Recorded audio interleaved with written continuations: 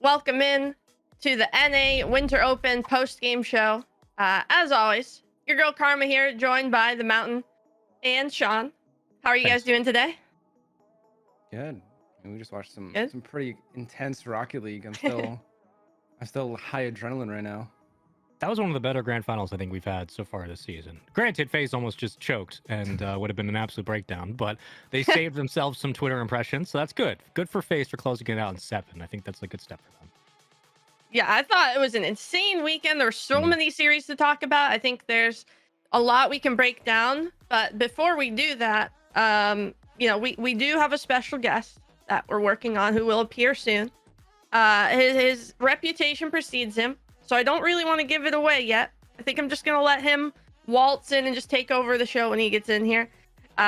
So we're waiting on that. But in the meantime, FaZe coming out on top barely after a game, after being up 3-0, guys. All the question marks started to appear in my head, right? I'm like, oh my god, okay, FaZe up 3-0. GenG's done, it's cooked. But then timeout GenG.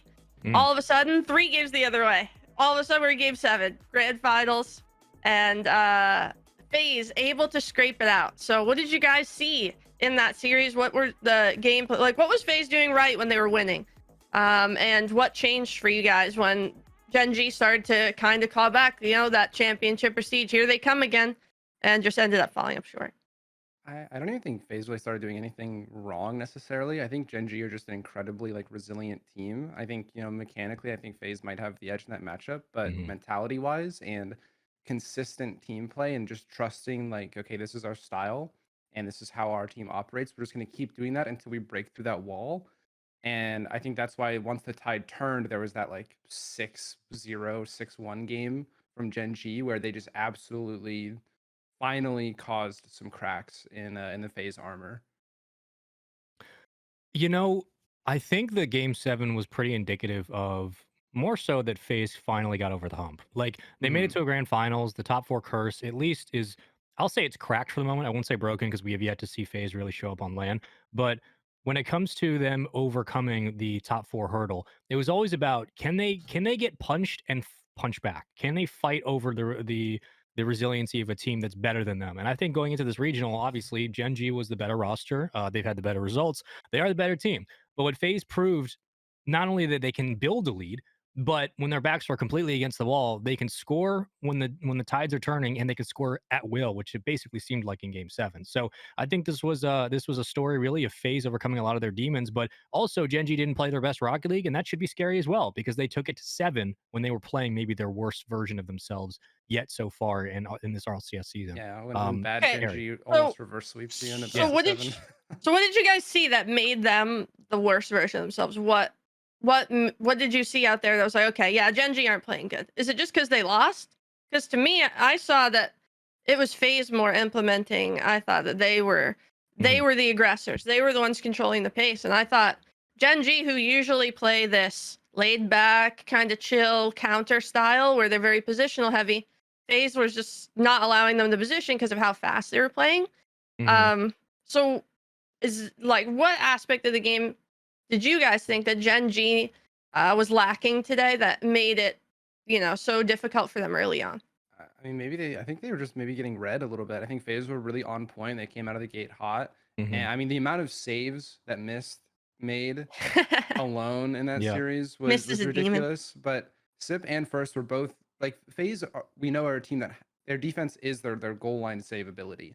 And you would think a creative offense like GenG would, Jack knows he could fake a shot and just slow roll it in. But even these little tiny mind games and changes in shot placement weren't working, and FaZe were still managing to get these saves. And I think that really kind of wore down GenG a little bit and opened up FaZe to really shine on the counterattack.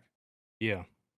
And it's also kind of a story of maybe more so GenG struggling, and there's the handsome man, maybe more so of GenG struggling with their communication, because it very much seemed like when FaZe were building leads, they were doing what FaZe always do, which was a lot of these ISO plays, these ISO challenges, and forcing it would be like First Killer kind of forcing the offense, and then Typical, who plays best Rocket League, I think, maybe ever this grand finals. He was unreal. But GenG looked like they were struggling to essentially kind of calm themselves down and get back to the structured three-man offense they're so used to. And we started to see that as the series went on, where when FaZe were just throwing numbers at the ball, they started looking like the NRG defense earlier this regional and this weekend, where they're low on boost and they're just trying to throw numbers to keep the ball alive. And GenG looked like they had finally figured it out. So it really came down to, again, like GenG just looked like they couldn't get on the same page. And when they did, look what happened. They were scoring at will against FaZe, but FaZe were able to just shut up the noise eventually in their own heads and figure it out. So honestly, I thought GenG did a good job readjusting midway through, and again started taking those games. They played a lot more solid, especially on defense, because it can get hairy with the boost levels. However, I'm gonna stop what I'm talking about because Tbates is here. I just wanted to welcome him to the show. We had some tech issues bringing him on. How are you doing, Mr. Bates? How's it going? Thank you for coming on. I'm doing fantastic. Thank you for having me. Y'all got a nice show here. Y'all very analytical, especially when you get the Spaceman and Crow. They just keep going about. Well, you gotta see the little nuances of the game. There, you gotta have that. Gotta have the perspective. Before I even start chatting, I just want to say that Spaceman's a fraud. He absolutely stole my hard work. He stole my hard work that I put in on. He stole my meme. He tweeted it out before I got to it. That's crazy. I spent about 15 minutes making that. I'm slow. I'm not 15 minutes to make. I'm not technologically sound like that. And you're a hater. And you're a hater. Sean is a thief. Is that what you're telling me? Oh, is he a thief? Check the timeline stamps. I mean, it came out first. A content thief in our midst. Okay, don't make me go into the Discord. It makes sense now that he's wearing the Opticat. Just saying. Wow. But I'm excited. I'm excited to be on here. So thank you for having me. Oh, we love having you, Tbates. I don't know if you were hearing our discussion earlier, but we were talking obviously about the FaZe win, and their struggles early on, or actually their dominance early on, and GenG's struggles. Yep. Did you maybe want to add an anecdote to that? We were just talking about how GenG, what they were changing to get back into that series. What did GenG change necessarily? It's interesting because I call FaZe 4 on them anyways, because FaZe has that old NRG style. At least it looked like they did today, and really this weekend, where they just seem so comfortable sitting and letting you shoot and then countering and taking advantage of that, and it's just really hard to beat when you got Missip and FK on defense. I mean, not many teams can beat that. And it was working. It's working against the best because, in my opinion, I don't know how y'all think about it. I think that offense is significantly harder than defense at the highest level, that is. And here we go. So, okay, this is where the buck stops, Tbates. How is offense more difficult? Oh, you think defense is easier? No, I think defense is more difficult. Lean back. You guys have fun. You have fun with this one. Oh, wait, no, wait. Defense is more difficult. Oh, you think defense is more difficult than offense? No way. Yeah. No, wait, hold on. We can get to that in a second. All right. Yeah, but in that, then with GenG, I thought they should call timeout after 3-0. I thought they did. I like how GenG switched up the timeout train. They called timeout after 1. I think FaZe need to call timeout after 3-0 because it's just so important to close that series out right there. Don't give GenG any type of momentum. If you do, I mean, like everybody's been a part of it. Once that team wins that one game, some of the hardest games in the series are the ones you got to close because the other team, I mean, like they're just gonna play all out. They're gonna put all their chips on the table, and then they ended up coming back through that, playing their GenG style, good passes in all FaZe. Defense wasn't necessarily on point, but then all it takes is one game. All it takes is one game where GenG's is off, and you're gonna get the W. If they replayed that series again, though. It wouldn't go. I don't think it would go well for FaZe. Like especially off that momentum, it just wasn't in their favor. But they had such a big advantage. Historically, GenG, they've got FaZe in like a chokehold in this matchup. I honestly going into the grand final, I was like, oh, this is a GenG 4-1 because that's just the way it's always been. Yeah, I mean, FaZe, this is the first time they beat GenG since Regional 1 Split 1. Ooh. And all other matchups, GenG has dominated. So. I was really happy to see FaZe back in the grand final because they had that early exit against M80, who have been playing very well. I mean, they gave GenG a bunch of trouble this regional too. But I was like, man, FaZe, they always make the major. They're always going to be there. This regional, they're going to do a lot better. And the brackets lined up where we got GenG FaZe, which I think is becoming you know, the NA Classic right now. It's a matchup we've seen so much. But FaZe, it's like Spaceman was saying earlier. They finally fought their demons. They got over that last edge right at the end in Game 7. And I mean, I don't know. I feel like maybe GenG, this was the first time we saw them crumble a little bit under some pressure. Game 7 wasn't really FaZe playing well. GenG just made a bunch of mistakes and left the net wide open. Yeah. I was shocked by that too. It was only 1-0. And I'll give it to you. It was what? I think there was about a minute or two left in the game. I don't remember the exact time. I'm sorry. But it felt like they scored. I was like, that first goal, it's huge, but it's not over. I mean, GenG have come back all the time. And then the second one and the third one in after I looked away and I was like, wow, that's really unlike GenG. Usually you don't see things. They're usually the composed, remain calm stature team. And I think FaZe kind of maybe broke them a bit there. You could see some frustration on the cameras as well off to the side. So it'll be interesting to see how GenG bounces back because they did such a great job of being resilient up until that one point. And of course, they're allowed to fumble. Of course, eventually, I think a loss is good. And I know that that's weird to say because if you're a GenG fan right now, I think you're happy they lost, which I know is backwards. But typically when the team puts up all the regular season stats and then it goes into the game that matters, they choke. Okay, that's usually what happens. So for GenG, this is a big dub. Okay, I mean a big L, but it is a W. I don't know how to explain that more complicated than I did, but I tried my best. Yeah, I know it hurts, but I'd actually rather them lose in 7 in the way they did rather than get like swept. Because swept, it's like, what? Why did this happen? But they lose in 7, you're like, if we play that 10 times, maybe GenG wins it 7 times. But the fact that they brought it back after being down 3-0 in the best of 7 is hard enough. And they did it against a FaZe clan roster that was probably playing at their peak this weekend. This does say it does say a lot about GenG and how good they are even on their bad days, which again was a big test for FaZe, and the fact they needed to prove they could just beat GenG at all was big enough. But if you're a GenG fan, you'll take this loss now versus at a major when it matters. Yeah, you're really thinking like long term. You know, you're already qualified for the major. These are some great replays to look at to see like why the tide shifted. And GenG definitely, I feel like have some of the best like post game and pre game analytics. Like they really seem to pay attention to what they're doing, and you know, like they've got the notes. So they have a great thing to study here. Speaking of play styles, we have a caller on the line. So if you guys are interested in calling to the show, you can click the Discord link below, get into the ready room, tell our producer what you plan on talking about. We'll bring you in. But right now we have JC waiting on the line. He, I believe, created a video this week that popped up in the community about GenG's play style. So I'm going to bring him in, and he has a question for us. JC, are you there? I am here. How are you? Hey, JC. How you doing? Where are you calling from today? Calling from Arkansas again. Nice. Arkansas. All right. Yeah. What's your question for us? So my question is, FaZe basically played a hard counter to what GenG was doing by overwhelming their follow-up man. Do you think that GenG doubles down on this, what I called a cover 2 play style?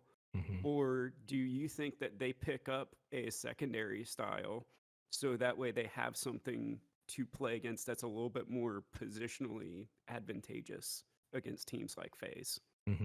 So in layman's terms, what you're asking is GenG going to keep fortifying or strongly favoring that second man position, or come up with a creative new play style to maybe counter what FaZe was doing?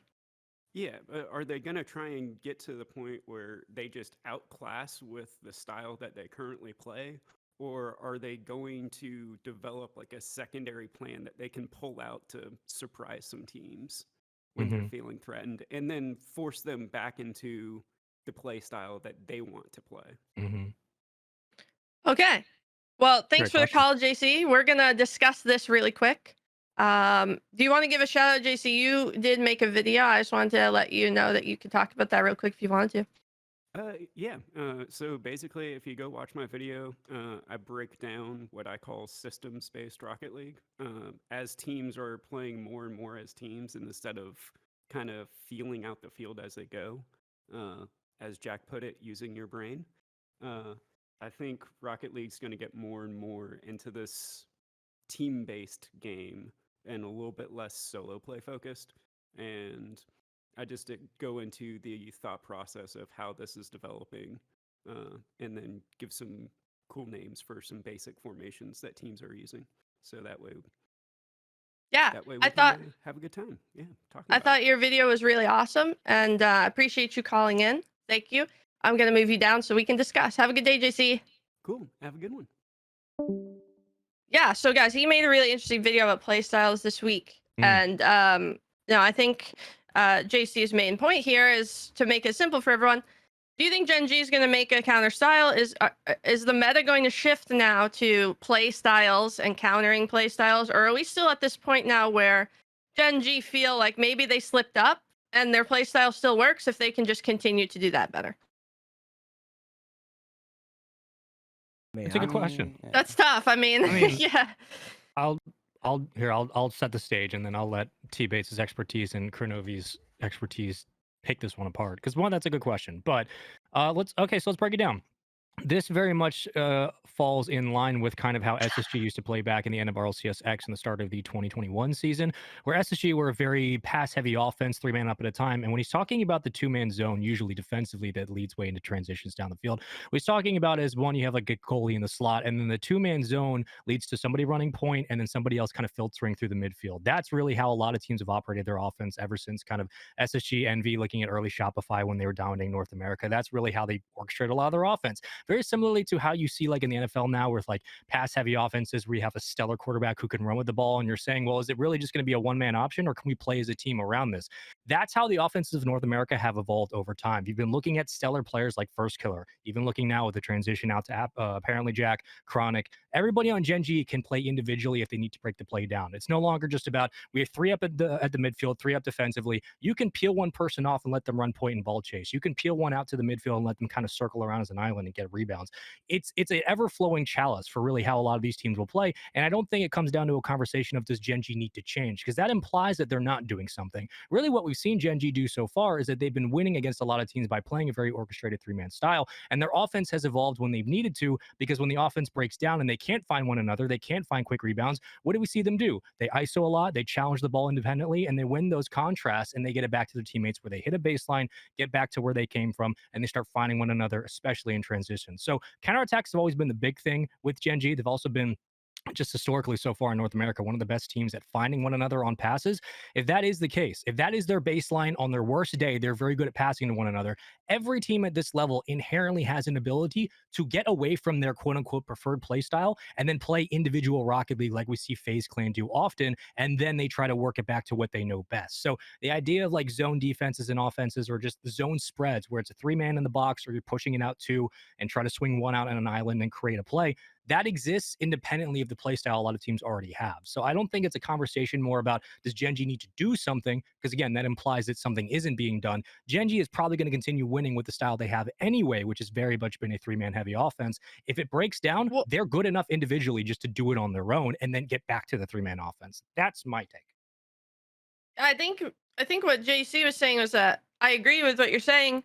It's more like he's saying GenG play this style that every team, even if they just play that style, GenG will win, because all the other teams below them don't even know how to play that style properly. No, they just do it better than everybody. Right. So what if in the future, if all the other teams finally understand that properly, then you have to understand different play styles, right? Then it has to go into a spot where it's like, okay, we're going to try this play style where this is the default one. And then we'll have one where we're demo heavy and we're sending 2 people forward. And like, do you think that is coming? Tbates, KM, do you guys think that play style future is going to come where they all have to learn different ones and be able to adapt mid game? Or is that way too far out? And the GenG play style right now is just kind of the dominant one, and it is what it is. Because there has to be a counter, right? GenG can't just keep making finals and over. I mean, maybe like what caused BDS to fall off? There has to be some sort of trigger. Does that do you understand what I'm saying? Yeah, I really think it comes down to individual skill expression. And when 2 play styles are mirrored on the pitch, the only difference between teams at that point is individual skill. It's speed. It's, can you execute the exact same play style faster than the other team, even by a little bit. Look, the quality of touches being like 5% better suddenly is what becomes the difference. It's not a massive chess game or a game where, you know, I rock, paper, scissors. Could it It's be, though? rock versus rock, and whose rock is like a little bit bigger. Could it be chess to you, Cam? I Do you think think that's kind in of the where we future are could right it be? now. And GenG Okay. are just constantly like, you know, checkmating people left and right because they've got the dominant strategy. And it's really, I don't think that hard for teams to switch it up. I think it's just like Spaceman was saying, where you can, and I think this was shown really well this regional. FaZe are a team that are solo heavy. They just take the ball and they do what they can for as long as they can with it with no backup. And the flow of the game is determined by the success or the failure of the individual player on the ball. And GenG are almost like the opposite, unless they have to, like, defensively. So FaZe proved that it can work. You don't have to necessarily copy GenG or have to play this two-man coverage with the ball. Although I think it's really good. I mean, it's EU, but I've been seeing G1 have their second man play super close, and they're playing a lot better this split than they were last split with that. Yeah. I mean, for me, I think it's like GenG play the most consistent way to play. But FaZe play a better way, but it's too inconsistent. So GenG win most of the time. And even though FaZe are trying to do something that's better, it requires way too much precision in order to get right. So GenG, by playing a simpler, more basic style, just end up winning most of the time. And then as you go down, NA is just worse. It's just, as you go down, it's just worse down the line of people trying to do that. And I think that's the issue right now in NA. To put it simply. Everything you want from FaZe is like, oh, guys, if they just played as a team a little bit better, wouldn't FaZe be so good? Like, if they would just stop trying to brute force their way through through defenses with their offense. That's what everybody wants. Everyone's like, once FaZe figures out how to pass the ball consistently, there you go. They're so good. There you go. There you go. That's all it is. That's NA's problem. That is North America's issue as a whole, not just FaZe. And then you have teams that pass too much, that don't do the other things right. I'm going to ask G2. you. Do you think this now gets into the conversation of, remember how all the time we were talking about NA tries to do EU's playstyle, but they do it worse? Are we now saying that NA can do EU's playstyle, or they can do maybe this playstyle better, but they've always failed because they just struggle to pass it to each other? So I think NRG was close to Europe, which is why they dominated for so long. Because they played that basic style that I'm telling you GenG plays. I studied NRG when I was coming up as a pro player. GenG do the same thing, except they added mechanics and, you know, obviously it's not the exact same. Things are different, but the basis is there. So I think that NA's problems is individualism. They're obsessed with like being the best. And I kind of talked about it on Twitter the other day. I referenced Tbates' First Touch podcast, how they've started talking about the NBA type style. And I think that NBA has the same issue. Is that a lot of times you have players who are very talented and they all stack on the same team, but the team chemistry isn't there like the other teams. And in the NBA, you can get away with it because there's so many teams that I think like talent is so prominent there. I think in Rocket League, if you have 3 players who are focused on being a team and playing basic right now in the current meta, that'll do well. Because people just overcommit all the time trying to score. I need to go for a flip reset score. I don't recover in time. It's an advantage. Okay. Whoa. Everybody said some good points. I've just been thinking about what everybody said. Carm, I'm gonna come to you first because. All right, bring it, Tbates. What you got? What is basic about the way GenG plays? So basic is, it's not basic in terms of like they're not doing anything special. They are, but it's basic in terms of they let you come to them. They're not worried about bringing an offensive attack to you. That comes naturally to them. That'll happen. They're so solid on defense that they don't care if you're on offense most of the time. Their flow is there. Their counterattack's ready. And as soon as you overcommit, they're going the other direction. So if you compare that to NA, most of NA teams, where it's, I'm going to try and take this ball as soon as I have 100 boosts and flip reset into your net or put it on your back wall. And then instead of, you know, setting up an offense, they're trying to attack immediately, right? So that's what I mean by simple. GenG they don't force anything. They chill out, they're relaxed. Other teams, they're all trying to force it. So for me, that's what I mean by simple. They're kind of, you know, whatever. It's all right. We're in position. You want to touch that? Fine. You'll have it. You want to touch that? Okay. FaZe are like, oh my god, he's hitting it. I gotta go. Wait, Civical there? I gotta go. Like it's and then like there's two people going for the same thing, and then there's the window that they get scored on from. I don't think what you described is simple. I think it might be simple to you because you were and still are a really smart player. So like that's just how you see the game. So it might be simple to you. Okay, like so simple's the wrong word. Yeah, but like in terms of being able to even being able to counterattack with their efficiency, it takes extreme cohesion and. Oh yeah, no, don't get me wrong. But then like, but then their midfield offense, they have a G2 style esque level offense, and some have even said they're better at G2, better than G2 now in the midfield, in the attacking third in terms of moving the ball around. Their pre-jumping passes more than any team in the game right now. They're coming off the ceiling. They're trying to set everybody up. Their creativity is off the wazoo, and so like, oh, that's very technical. That takes a lot of thought, and that's why a lot of teams can't figure them out because their way of playing the game is how do I make it to where my next team, where my teammate can do something with the ball rather than I'm gonna be a superstar. And then on top of that, their defense is so solid because Kronovi, Abjack, and Noli are amazing at defense. They're not making mistakes. G2, on the other hand, you saw like Atomic make several mistakes in that game 6 against FaZe. Just kept passing the ball, like simple errors. GenG's not making those errors, but then GenG plays just like G2 on offense, which is nearly impossible. It's really hard to stop, especially when they're on. So I wouldn't call that necessarily simple or basic. Yeah, clean I and will efficient say is probably the way I would describe them. I think simple, I will admit, is the wrong word.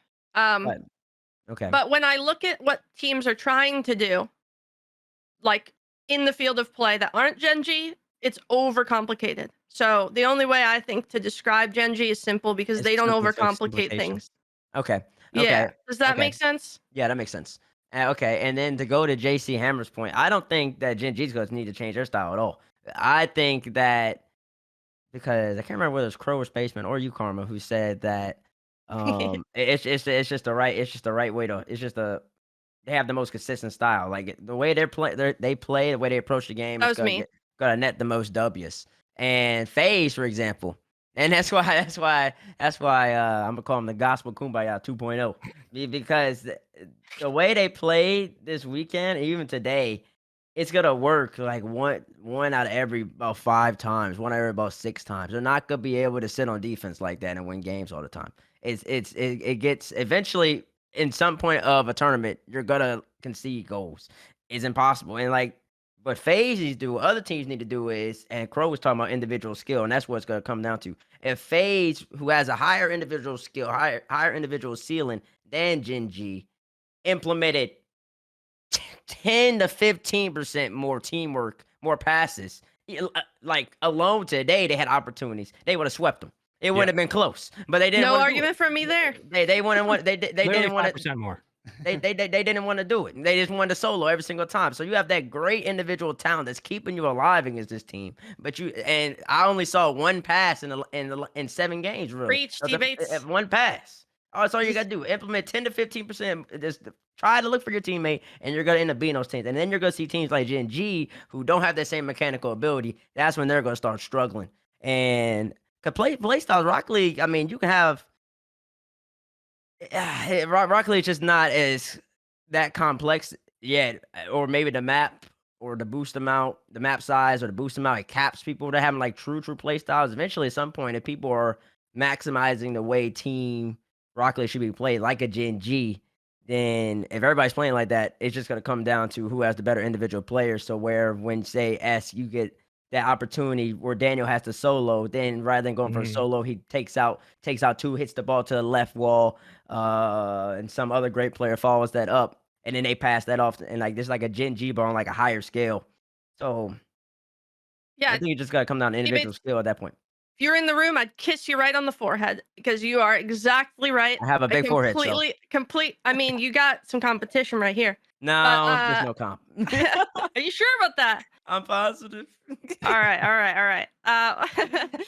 Well, hopefully I deflect some of the light, It's not as blinding from your side. Here's a question, and we've talked about like ad nauseum about like what GenG do right, and then granted they deserve it because they've been dominating. The question now, if we're looking at FaZe and saying this is the best FaZe have looked so far this season, which I think we all agree this is the best they've looked. Yes, they got over the demons, but it's also worth noting what Tbates just said. They need to implement like 10% more passing into their game. There were moments in this series where FaZe were being broken down, and they looked like they just weren't figuring it out because they were playing so ISO heavy. If it wasn't for Typical, this could have been a very different grand final. FaZe Clan struggling with team passing. Is that now a worry for FaZe going forward, where teams are like, look, if we can just keep them on their toes and never an ability to find one another, anyone like, from NA should be worried about that, in my like, opinion. First Killer plays his best when he gets passed to. He was always been like that. Even on Rogue, people say First Killer's a demon by himself. He is. But when like Taroko and Turo were setting up to him, even early, like when Kronovi was setting up to him, it was GG's. Like First Killer would thrive. He struggled when he was asked to do everything, and that's when it became a problem. This is an interesting question for FaZe now. It's like you won, but what's the cost here? Because it looks like there's still a hole in your gameplay. I think we even saw an example of it already in this grand final. Typical went from like averaging 2 goals per game, and then there's that game 4, and GenG absolutely dominate, and Sips got 70 points. He got completely shut down. And the only way to bring that player back into the game to get the goals rolling again, you have to rely on you have to be able to rely on your teammates. And if your teammates are relying on you to solo play, but you're just not having a good game, there's no coming back in that. Yeah, and it just goes with the flow, and that's why, and it just goes with the flow of the game, because after you have a game like that where you only got 70 and y'all are already up 3-0, Carmen and Kronovi, y'all can speak to this. After you're already up 3-0 or something like that, y'all like, even the individual plays is working, and then you're not touching the ball, you get like 10, 15 touches the whole entire game. The next game, it's a little iffy, it's a little icky because the ball's not flowing. The ball's not moving around. It's not like cohesion. It's like, okay, his turn, my turn, and like Rocket League gets really stagnant there. It doesn't necessarily feel like you're gonna win the game when that starts happening each and every time. And that's why GenG went on like an 8-goal tear. FaZe could not score. They were drowning in the pressure and the momentum swing. And the only reason they got a goal was because Jack missed a rolling ball in the corner. And then Jack scored a kickoff goal, and they started running it up again up until game 7. So it's so difficult as a player to be doing so well beyond this high of momentum, completely crash down, and you don't have a support system to build up to like a normal level. You're like below your floor for temporarily. It sucks. So Chrome's in chat. Chrome said he thinks the counterattack meta has always been NA's playstyle, and BDS perfected it. So now every team is trying to copy BDS. And he thinks that the difference between most of NA and GenG is that GenG has way better comms and more confidence, but they don't have a mechanical edge, to which I would agree with him. Because of what we were saying earlier about how we think if FaZe played the way GenG do, they might have the better playstyle because they're more mechanically efficient. I do think what about Typical is the key for you guys, because I think he was the key on Space Station. Do you guys, when he was on that Space Station roster, would you say he was the key to that? Yeah. So I think he was the key to that roster. When he switched to FaZe, he took on kind of a new role, and I don't really think he's as comfortable as he was in that Space Station role. So like, what do you guys think FaZe could do to make Typical more? Because this weekend you certainly saw him more comfortable. He was scoring, like you said, 2 goals a game in the finals against the best defense in NA, GenG, even though it's European. And so what about Typical can they do to open him up? Get him the ball more. Pass the ball. Dish the rock.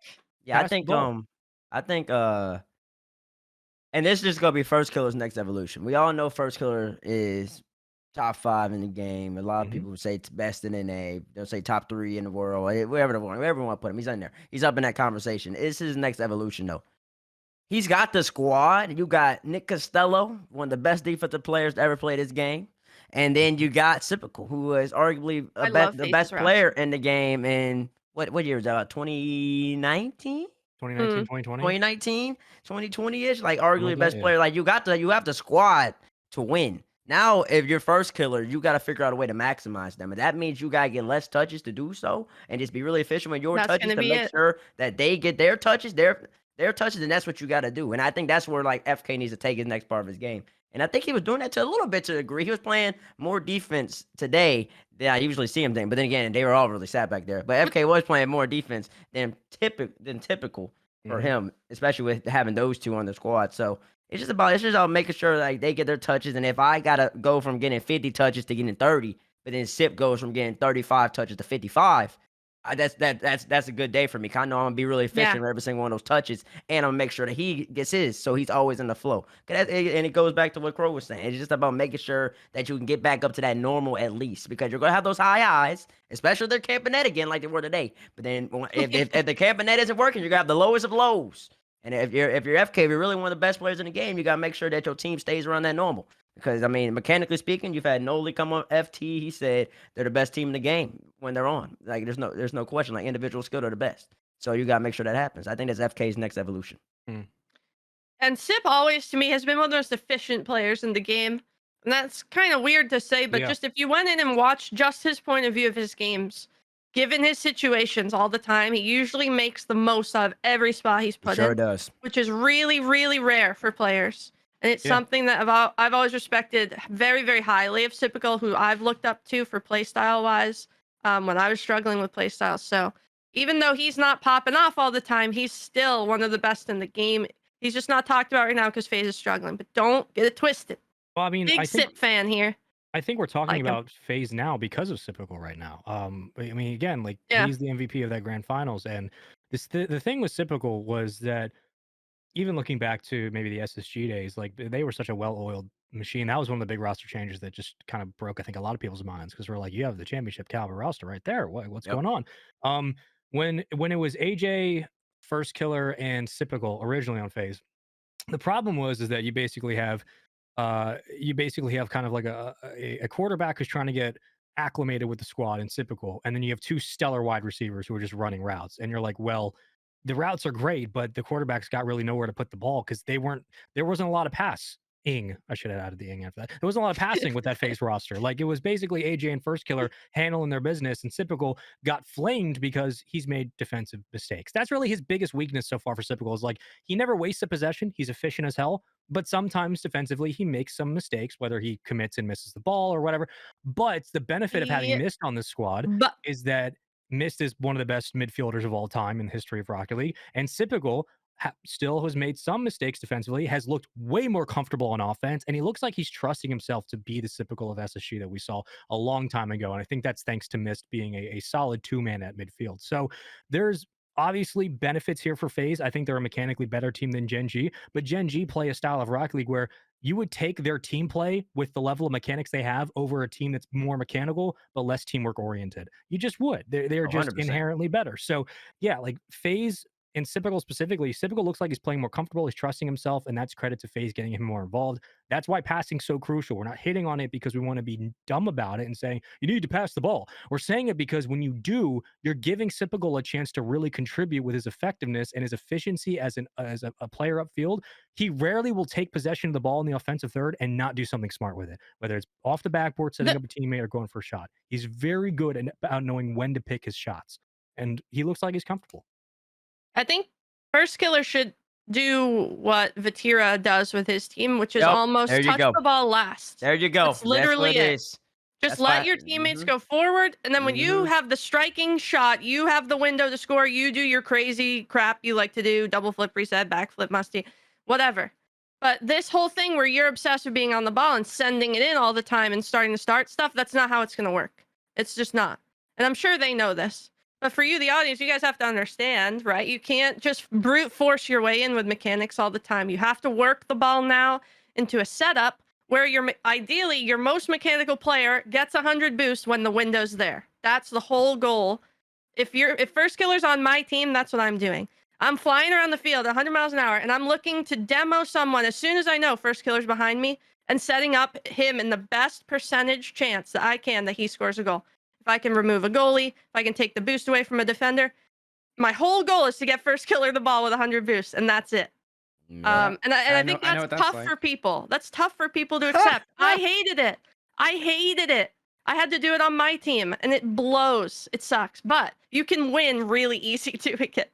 But it unfortunately puts that player who accepts that into a position of malice. Like, you are identified as the weakness, which is not true. You're actually the engine. But in all the pro players' eyes, or the semi-pros, you're the weakness because you're not the one double flip reset scoring. When in reality, like, there could be roles, right? Do you guys think that there could be roles in Rocket League? Not set roles, but at least like tendencies that you're Identities. leaning towards. Roles exist Identities. now, but you have to be able to do everything. That's any esport though. Roles always exist. It's just everybody gets so good that you can do anything, but you have to rely on the roles when things break down. I think it's why Dignitas are maybe sneaking into the major. Maybe if M80 doesn't pass them, because you've got, Andy's that consistent guy, and Evo and Drees actually look comfortable, and they actually are playing as a team. They're not trying to constantly solo stuff. And I haven't seen Drees or Evo look this comfortable in a long time. So they've kind of got this nice little glue, and they might make a major run because of it. We'll see. Yeah, and speaking, I do see Chrome in the chat. So speaking of Chrome, hi Chrome. We're gonna bring up the series of the week, since we have other than the final, since we have Tbates here too. G2 versus Space Station. Yo. That was a game 7 series as well. I thought that was a lot of back and forth. And it was coming off of Space Station's close series with NRG earlier on in the day. And there's been a lot of talk around Space Station. So I'm gonna start with them. Because I think people identify Daniel as a first killer type. It seems like maybe even more touted. And fans are, concerned with where Space Station is, because they want Daniel to be the best and win, of course. And Space Station being one of the best teams. So in that respect, I thought that they played pretty good this weekend, except for like a few spots here and there were just question marks. Like, it just seemed like communication errors or anything. But overall, I thought this is the best Space Station that we've seen, like, in the past few weeks. Like, certainly better than the last split. And I just wanted to hear your thoughts, guys, on Space Station, your impression. And I'll start with you, Cam, on your impression so far. I don't know. When they first picked up LJ, I actually thought SSG were doing, like, comparatively, I think, a little better. Like, they were on my brackets always top 4. Like, they were consistent. They had all the baselines you needed, and they're all pretty selfless players. Like, Daniel, we know, can you've seen him play 1v1. He can do anything with a 100 boost, but he doesn't, send himself constantly and take himself out of the play. He waits as that inevitable third man when, okay, Arsenal's got bumps on net, LJ took some boost, and Daniel says, okay, regardless of the scoreline, maybe it's 0 seconds, whatever, I have like 3 inches to work with. I'm just going to double flip reset it right into that spot at 0 seconds and then clutch this game, because I got the space I needed. And when SSG are winning their matches, it's usually because they're just generating space for each other. And for me, the question mark has always been with Space Station: do all 3 of the players, are they playing individually, close to their peak or decently well on the day? Because whenever one of them starts to falter a little bit, that's where the cohesion kind of breaks down sometimes. And I'm not sure if that's a comms thing. I'm not sure. I don't think it's a strategy thing, because I actually really like the way SSG play, but it just comes down to individual gameplay, like on the ball for SSG, I think. And that's why they went to game 7 with G2. I mean, 4-minute overtime. It was 6 and 7. They could have won. Yeah. So they could very well have been top 4 this time. Tbates, what did you see from G2 this weekend? Why you switched to G2? Disappointed? Well, I don't know. I didn't hear anything. I didn't know Spaceman Rogers wanted to talk. SSG. Let me talk to SSG first. Are you want to talk SSG? All right. Yeah. SSG, man. I'm be honest, Chrome, man. I don't know, man. I just don't see it. I'm not. Y'all are missing something.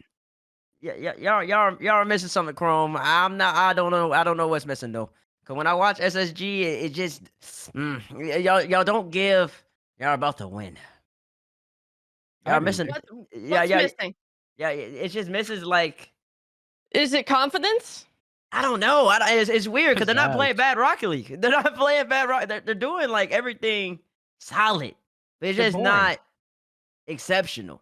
Even I mean, they are boring. But I mean, they've always been a boring team. Space Station. You guys think Space Station are boring? I'm not saying like that's not an. I'm not saying I'm not going to sit here and say that it's an indictment against the players. It's not. But that was an exciting series this weekend. I'll break it down like this: there are teams that do their playstyle better. There are teams that are mechanically better, and there are teams that have their roles better.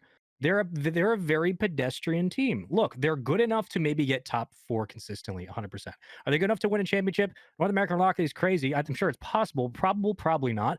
Looking at the squad as a whole, like they just kind of are there. They're not Is as it a exciting as talent the old issue? SSG. No. I don't think it's a talent issue.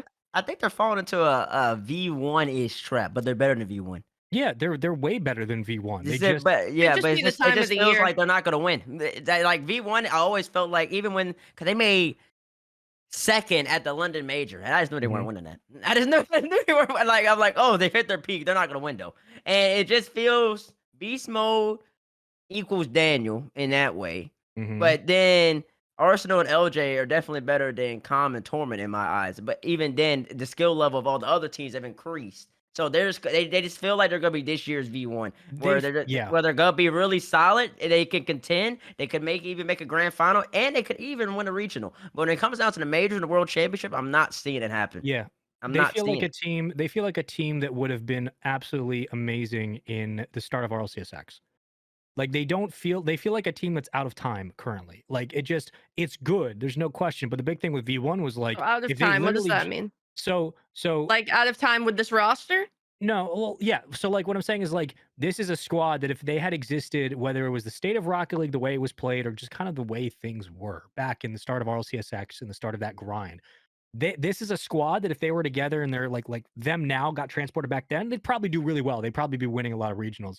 But the game has evolved, the evolution's gotten better, the players have gotten better, and the roster makeup across both regions has gotten better. When we look at this squad, it's a lot like looking at V1. I agree with Bates. But with V1, it was like if they literally just win a game 5 or 7, all of a sudden they're starting to win 60% of their series and they have a chance to go to a grand final.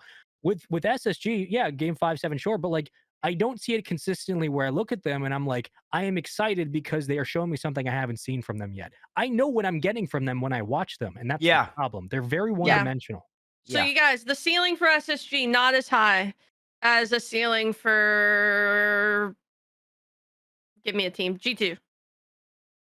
As a team, yeah, probably. At the moment, yeah, as individuals, it should be really high. It should be exceptionally high. So what can raise Space Station ceiling? They need I think missed. They need an identity. I think a midfield. Like, what if Chrome hits the books this off season or split break, right? And they really change things. You guys think they can make a run at the World Championship, or is this a roster now where you guys are making a move? Because it sounds like you guys think that their ceiling is top 4. No, their ceiling could be winning all. It's just the way they're playing right now. The way they're playing right now ain't gonna get it done. It's just that scrappy, physical. We gonna take what we can get, and that's only gonna get you so far. You have Daniel, who solo 1v3s. There's very few people that can do that in the air these days. Like you have that. You have that player, that type of caliber. You gotta maximize that, and it just doesn't feel like even they try to get him the ball as much as possible. Or they or like as much as possible in that maximization way you're talking about, Karma, where people were like where he would sit back and you're trying to make it to where Daniel has the 100 boost to make the play. And it also doesn't feel like LJ has necessarily fit in and done what I expected him to do oxygen style. Like oxygen style LJ, pop off, consistent doubles, confidence. Doesn't seem like that's happening either. And even T-Shock hasn't figured out his role. Because there's one thing, like you could be like a little annoying menace, but T-Shock's also a great midfielder, great assist setter upper, and he hasn't done that either. They don't really like. They're also another one of the teams who just don't utilize teamwork to that that seems necessary degree. And I think that just makes it to where they're like, it makes it hard for them to win in the end of the day. Yeah, I think when it comes down to the discussion about these teams, we kind of all lean towards one thing, right? And it's that lack of ball spreading and that NA-ish play style that kind of just takes over their minds, or when pressure's on, they default to, right? Yeah. So I think, G2 on the other hand is an interesting conversation because G2 has mastered the passing play types of things, and where I think that they struggle is implementing it's. I need to watch the replays again because I don't know what the defense is. I don't know how the defense is looking for G2 because I know the offense is there. It always has been. So if you guys could shed some light of maybe what you saw from G2 this weekend, because they're such a tricky team to me. Like they're so consistently good, but I would never pick them to win Worlds. And I don't know why, because I love the team and I think they're all insane. And I think they could win it, but if they're there, I wouldn't pick them. And it sucks because I really like them and I don't understand why I wouldn't, but it's just something about that roster. There's just a little something that I think they could change that would just make them number one. And it's hard for me to put my finger on what it is because they're perennially in the conversation, but they've never been dominant. You know what I mean? So I'm wondering what could make G2 dominant? Or what are G2 struggling with right now? Why aren't they winning these regionals? Why aren't they winning majors? I think it's just the nature of being, when you're better at offense than defense, especially right now, where I think it's very difficult to just brute force your way through teams. And still G2 managed to do it sometimes, but it makes you a bit top heavy. And it's hard to find that balance every single day where, you need to be, you can't afford to be dropping games in a tournament. And so when you finally make it to the grand final at a world championship and the other team is just like playing a better baseline and they're rock solid and you hit that wall and then you bounce off of it and you're shaken up a little bit because you aren't getting through like you normally are. And it's okay, now what? I mean, it's like we have a backup plan. Because not to interrupt, I just wanted to say G2 eliminated 4-0 twice in a row now by GenG. 2 sweeps as soon as they faced them in the grand finals. Chalked. I don't know if they were perfect sweeps. They were not. So it was just two sweeps. So maybe it could be a bracket situation where they just happen to be running into the best team in the semis every time. But at the same time, this is a second regional row now. It's time to, the wagon's got to make the adjustments. Yeah. They're a little more hot and cold than we got blanked. I wouldn't pick them in a World's Grand Final because they've proven they can't win it, so there's no shot on picking them again. But when it comes to just the squad as a whole, looking at how G2's played, I think that they're a team that has struggled between the numbers. I think they're very good when it comes I'm wrong. I'm sorry. I'm sorry, Sean. Let me correct you. I'm wrong. I was looking at 2 Winter Opens. They got swept by GenG last bracket. They did take 2 games off FaZe today, so. There goes my entire point. Poggers. I mean, no, I think the point still can work. Like again, this is a team that is very good. When their offense is good, it's very good. When their defense is good, it's very clean.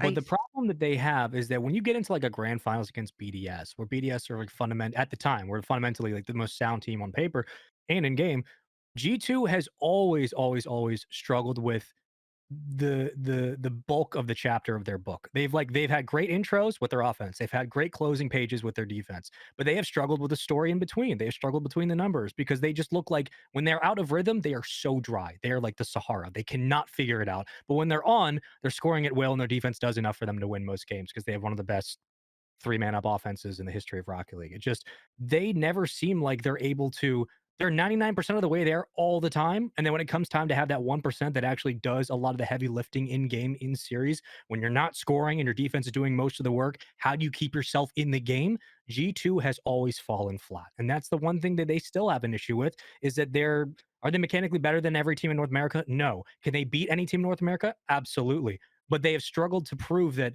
consistently they can win without outscoring everybody like 6 goals a game. They seem to struggle when it comes to the minutia, the small details. And that's why they lost Worlds. I mean, they just got absolutely dumpstered. So many interesting takes, especially about G2. Wow. Incredible takes all off the post. These are absolutely blasphemous. Wow. First off, they dominated from winter major on last year. Dominated in A, no question. Yeah, but Tbates, we're in winter now in 20. This is a year later you're talking about. Yeah, I'm coming. And then the world and at the World Championship, what happened? They looked like the better team up into the grand final. Up into the grand final. And the grand final at the grand final, they got absolutely slapped. That's my point. Going into that, it looked like it was gonna be clear G2. That is my point. And this goes to now. Because it's the same thing. And this goes back to what I said earlier. Offense is just harder than defense. Defense is way easier. In G2 style, it takes so much precision and so much consistency to be that great especially for a team that plays that far up all the time. And when the shots aren't falling, and you get a couple crossbars, when you get Atomic going for his usual touchdown, pop it back up, and it doesn't come off the wheels just right, and the other team just immediately shoots down the gap, becomes a counterattack you. There's not much they can do because they're not the most mechanical team in the world. They're really not. Nope. They're like J-Naps isn't coming to bust you out with a couple of resets. It ain't happening. Chicago ain't doing it either. You got two dudes that hit the ball really hard, and you got one dude who's a mechanical maestro in Atomic. So it's not you know exactly what they're coming with, but and it's not gonna be a flashy. It's not gonna be a flashy in the sky game. It's gonna be a consistent high pressure game that they're gonna do. And when that doesn't happen, which I'm be honest will happen more often than not, especially at the higher level, they're gonna lose somebody, unless they're just really on, like they were at the Winter Major. They were just on that day offensively. They lack a spark, and they need it. Yeah, exactly. And they're not gonna. It's gonna be tough. But I think it's doable. They need to take a page out of GenG's book maybe and become a little bit more defensive minded. I think they need to have a solid two play styles. They need to have their usual, and then they need to have one where they just know that. And I think I've seen it a couple times where they know it's just gonna be a grinded out because they kept letting FaZe score first, and FaZe is gonna sit in net. So I think for them that their mindset in that series, like a series against FaZe, a series against BDS, and even a series against GenG, we got to really focus on making the goal. We got to really focus on keeping the score 0-0. Two questions for everyone. All right, everyone, yes or no? Is Atomic, does he have the same mechanical scariness, like threat in the air, as First Killer does? Oh, most definitely. Yes. Yeah. Yes. They're no. They're right there with each other. They're right there with each other. What? No. No. I would First say Killer's. I'm gonna say no, Sean. I don't think it's a yes or no question. I think is he as creative as First? No, but does he have the fit? Let me finish.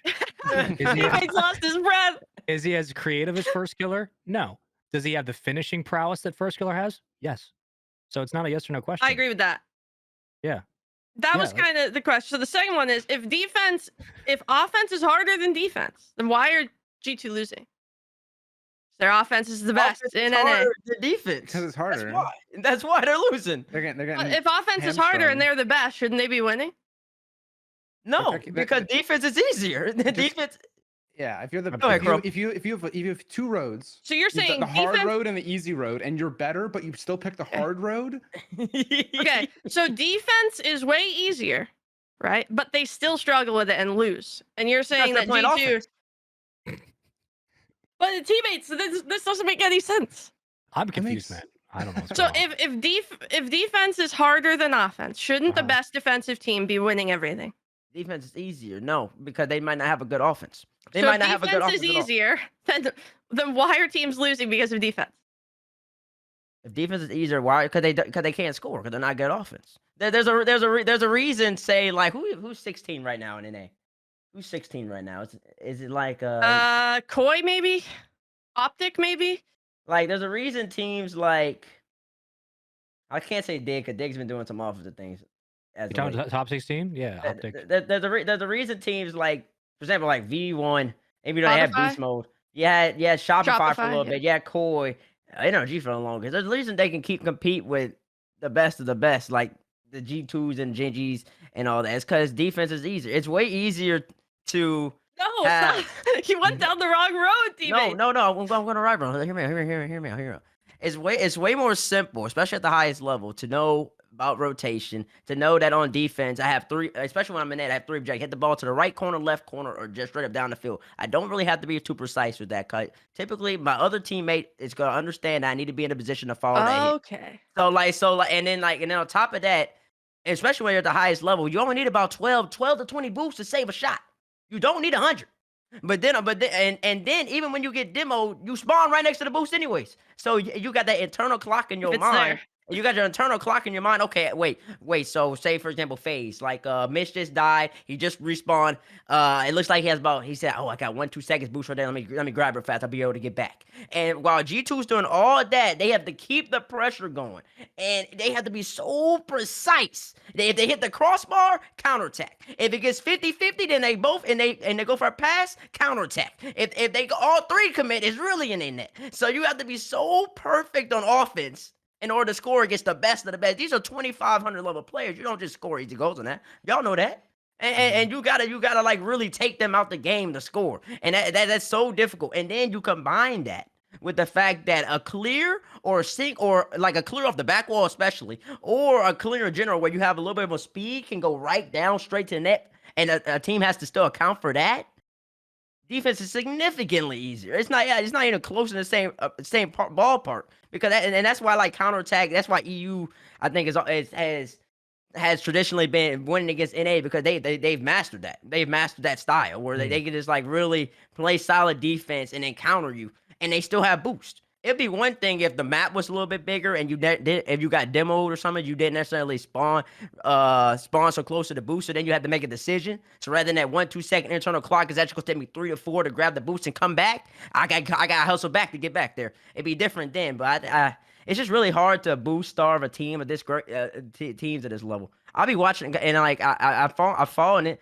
I'm just like becoming so like devout, maybe. I don't know if devout's the right word. And like this methodology, I watch people's boost and so much on the broadcast now, and people be at 0-0-20 and they're not getting scored on. They're just not. It's just like wow. And then eventually the other team runs out of boost, and now all that pressure you had for 40 seconds, man, absolutely nothing. So that's and I think that's why they lose. It's just really hard to be that perfect for that long, and a team doesn't have to be as perfect, and they can still compete with you. I mean, I think when G2 were dominating, it's because they had a super solid defense. Yeah. How many times? I mean, going even back to, speaking of Atomic, going back to like the days of the machine, right? How many times do you see Atomic read the pass middle and just shoot it directly in the other team's net? Atomic does it more than any other NA player, and to be set up on defense that well is just so annoying to attack into. You really have to think about what you're doing all the time, and if you mess up, you're on their side with no boost. So I really think G2 will find success and begin to push past that top 4, and if they get a GenG earlier in their bracket, they can win by just beefing up their defensive system a little bit. I think they are offensively oriented. It's how after these 4 or 5 50-50s happen and the ball moves over here and I pick up this boost, where's my shooting opportunity? And it creates this weird paradox of thinking about the shot before the opportunity crosses your path and trying to manipulate the ball so that you can score, versus just playing good 50s and moving the ball in good positions fundamentally, which is what Spaceman's point was a long time ago about why EU teams and like BDS did so well, is that the 99% touches, all that movement was just very clean. And then eventually, you keep it 0-0 for 4 minutes, and then that one good opportunity comes up and you don't miss it because you were ready. Yeah, very interesting discussion. For me, it's like where you draw the line between overcommitting and defense, because clearly, I need to know why offense is easier to you. Because it's natural. I don't have to think when I play it. I just go for my thing, and I know what I'm supposed to do. I'm either trying to score on you, or I'm 15 to a teammate, or I'm boost stealing. Like, my decision is made for me before I go into the offensive side. Whereas on defense, the person I'm looking at has options all the time. And they never used to have options like they had before when I defended. It was like, okay, you're air dribbling to me, and I'm just going to have to get in the way. Now it's, okay, he has a flip reset. Does he have a second one?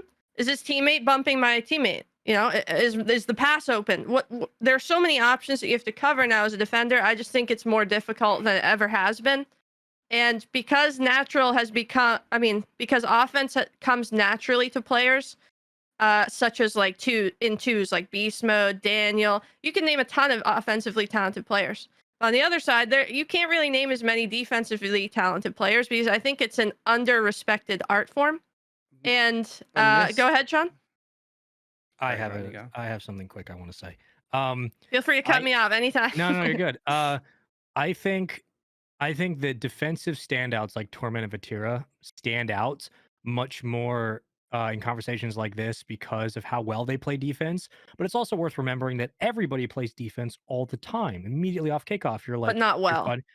Right, but like here's my point. Like 99% of the time, the defense you play at RLCS level is good enough to win because you're contesting the ball, you're challenging 50s. You play defense everywhere on the field. But with that said, defense keeps you in games.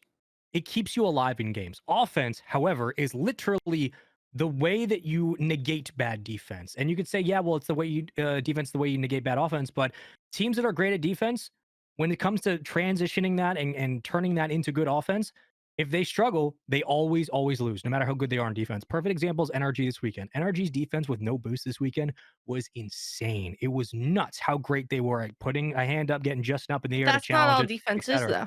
But the point I'm trying to make is that you can play great defense and that can carry you through a game. But if you don't have great offense to put games away and to get yourself out of those positions, then it really doesn't matter. Because great offense will always negate the negatives, or that's a double, will always negate the problems of having lackluster defense. And I think that having good offense is much more important and much more difficult at times with how many different looks you have to give, because everybody knows you're going to hold for reset. Everybody knows you're going to the ceiling. So if everybody knows what you're going to do and you're still trying to do it, you have to be good enough to be better than what you're doing anyway and be more creative. That's why good offenses stand out. I think that offense is much more difficult at right now in this level of Rocket League than defense is, because you can have defensive masterminds, but defense only keeps you in games. It doesn't win you anything. It just keeps you alive from getting stalled out and boost starved. I mean, it's difficult because, like, if you watch replays of North America right now, in my opinion, most teams don't know how to defend at all. They know how to play offense. Like, that is key. They all know how to cycle, boost starve, demo. Like, they understand the concepts. If you ask them how to play defense, what boost they're going for, should they go for the boost? Should they take the pat? Should they bump this guy? Do they have time to go this place? Positional, stuff like that. They have no idea the answer.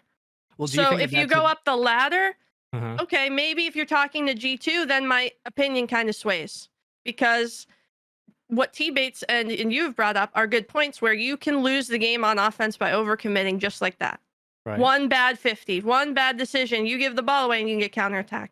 So in that respect, as you move up the ladder, maybe you can argue offense is tougher, but I still think how many options you have as an offensive player now is way more options than ever, which to me makes defense just by default harder.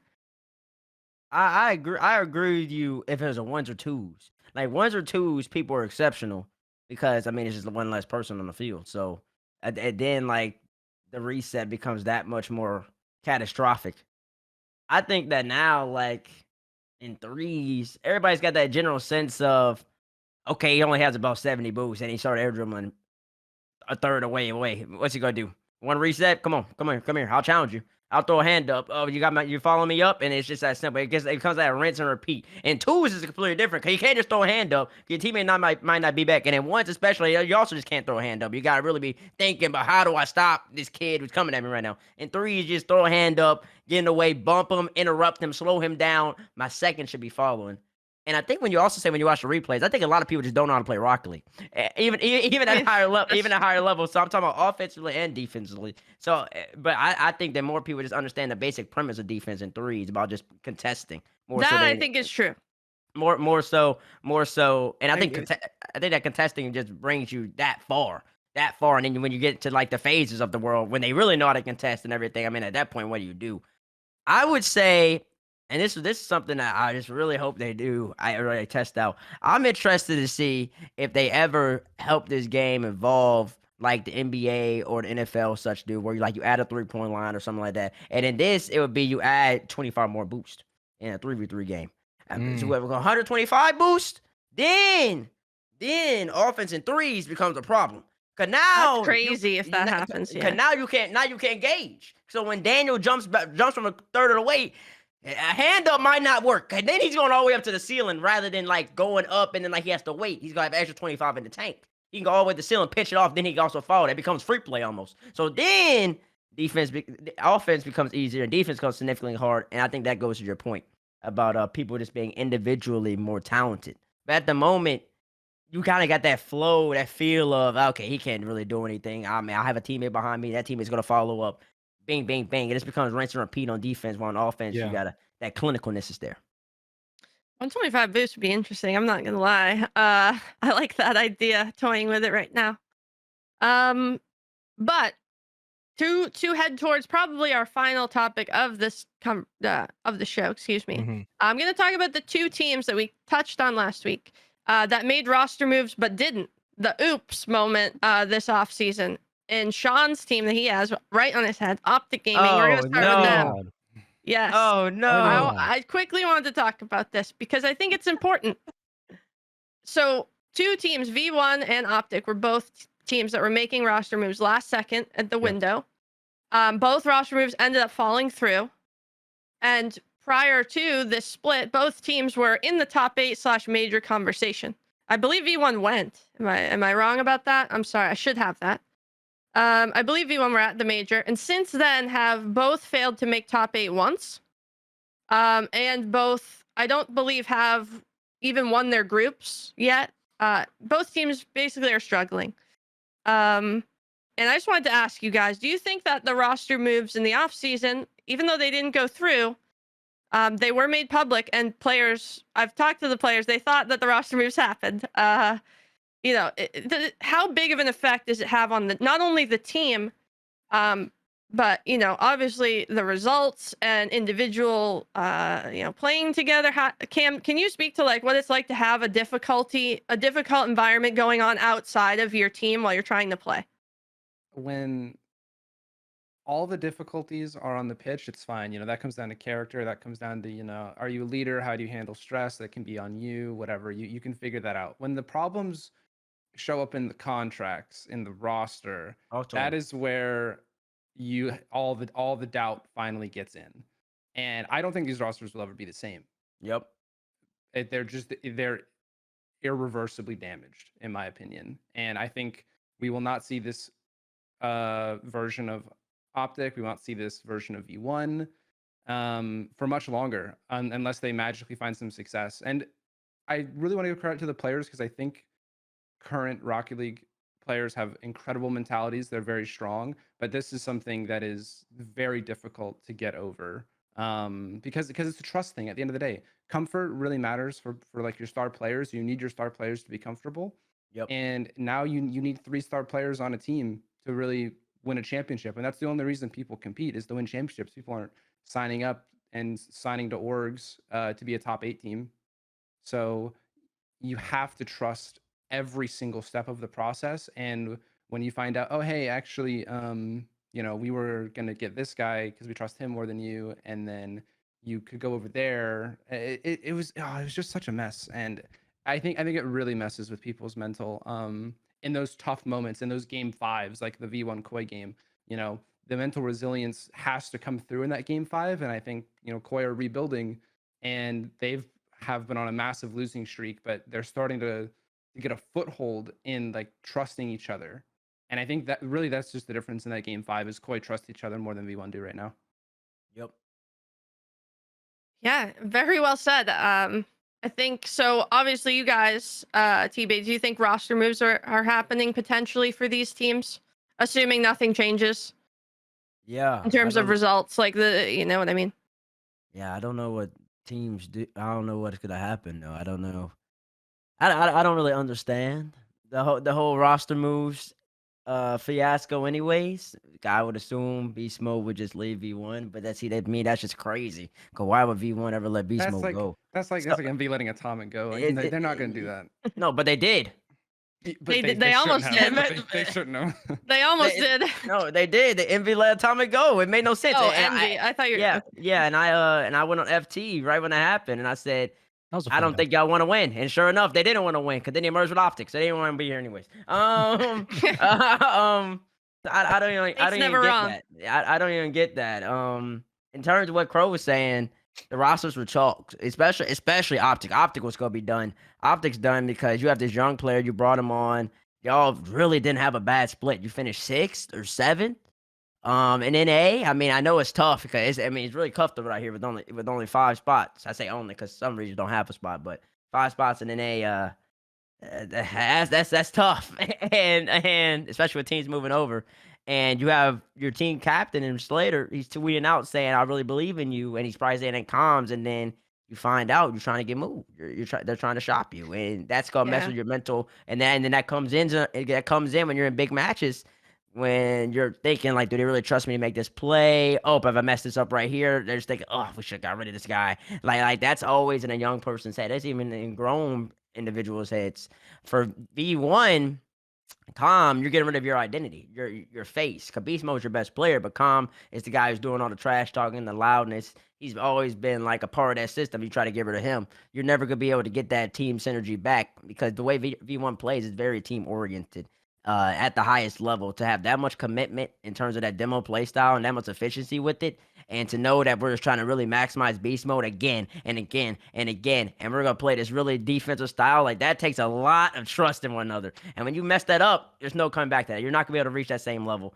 And then combined with all that is the fact that some of the best players in the game are really young. So they stay on Twitter, they're on their phones, and they see the tweets. So when Beast Mode's saying, oh, wait, I can't wait till Beast Mode with Daniel happens. And then when Stumpy, people like Stumpy, I love Stumpy, but then like I got on him. He was tweeting out, I can't wait till Beast Mode or Daniel or a team. You're putting that in people's heads, in these young players' heads. And that's all they're going to start thinking about now. It's, man, it's not working out right now. Wait till I get Daniel on my team. I'm going to make it happen then. And then it's chalked.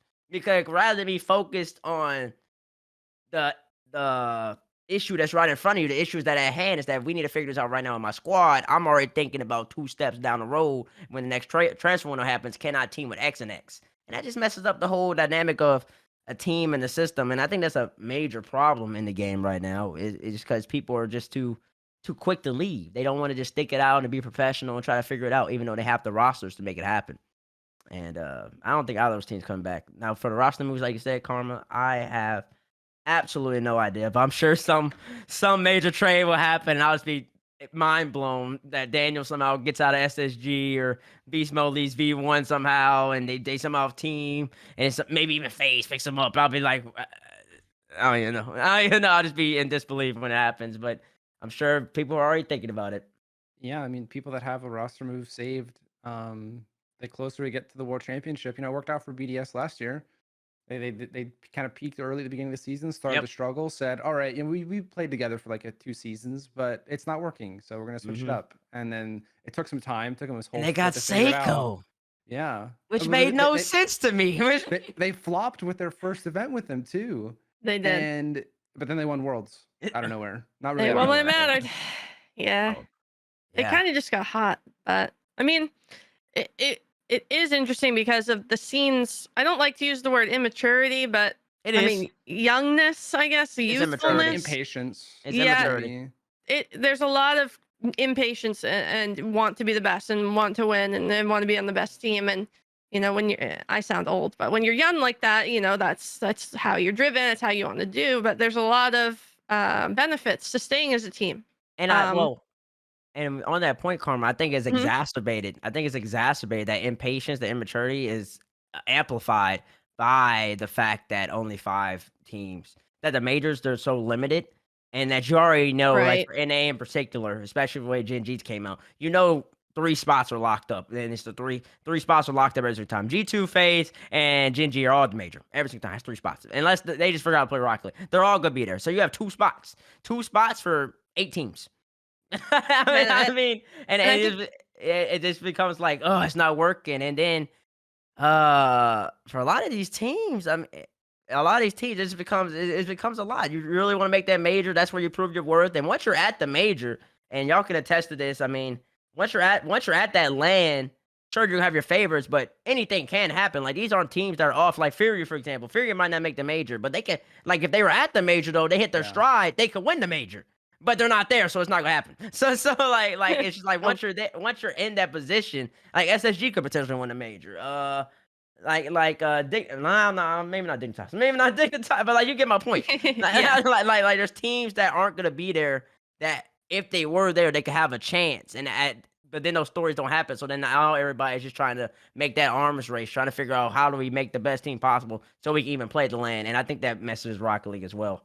The scarcity of all the events. I mean, there are teams right now that are 16 through 12. Actually, no, there's only one team in top 16 that didn't make it to the invitational. They don't even get to go to split 3. They have to wait. They're not going to the split 3. I think it's a crew. They made split 1 and 2, but they don't have enough points for split 3, and they're not going to go to the major. So they have they play 2 splits. Now they wait a few months. 4 months. 4.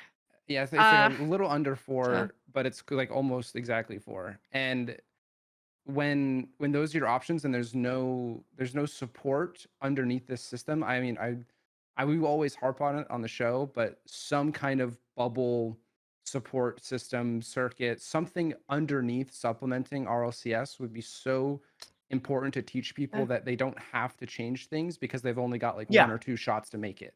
It'd be that, some type of bubble support, and then RLCS would have to shrink its calendar year. They monopolize it. I talk about it all the time. They monopolize lands. You can't fit the land in anymore because RLCS is year round. And they also, sorry, not to cut you off, Tbates, but do you think they also have to maybe add more or make it more special, like make a land more of a common occurrence, but at the same time keep that prestige that it has about it? Does that make sense? I think we need more lands. We need like dream hacks. Like I think it would be good to have a dream hack that's what I'm talking about. Outside of the pro league. Yeah, that's what I'm talking about. There's been a lot of people that have been talking about making RLCS start in like December and then end in June, July or something like that. So then you have August, September, October, November, and those type months to where you could throw in the dream hacks, where you could throw in more tournaments, because the RLCS land itself should be special because that's RLCS. That's the pinnacle of Rocket League competition. But then you also, to develop players and develop their teamwork, their synergy, their overall confidence in themselves, and know that they can do something in this game, and just to keep them motivated, you got to have something else outside of that. So then you can just go show up the dream hack and play, even if you don't get an invite. I'll put my own money in there. I'll fly myself out $250. I already get paid by organization anyways. I'll go and I'll play like I need that experience. So you got to have that coupled with the RLCS. And when RLCS is just a year long and you only have so many spots at the majors, it just really, really devalues it. And then I think... And no off season. Yeah. Don't even get me started about no off season. I was just about to say. And so then I think, like I said, that like amplifies the impatience, amplifies the immaturity. And that's why you see so many moves happening all the time. Because people they want to win. They want to win, and they know that I gotta have the best team possible. And if this doesn't work immediately, especially in our society where we have everything instantaneously, instant gratification, it's only exacerbated. So it's a whole conversation. But yeah, we could go on for another whole show about the off season being important. So we'll leave that for another discussion.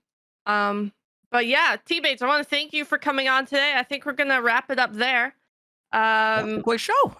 Yeah, we had a lot of good conversation. We appreciate you being here, and I want to give you the floor, Tbates.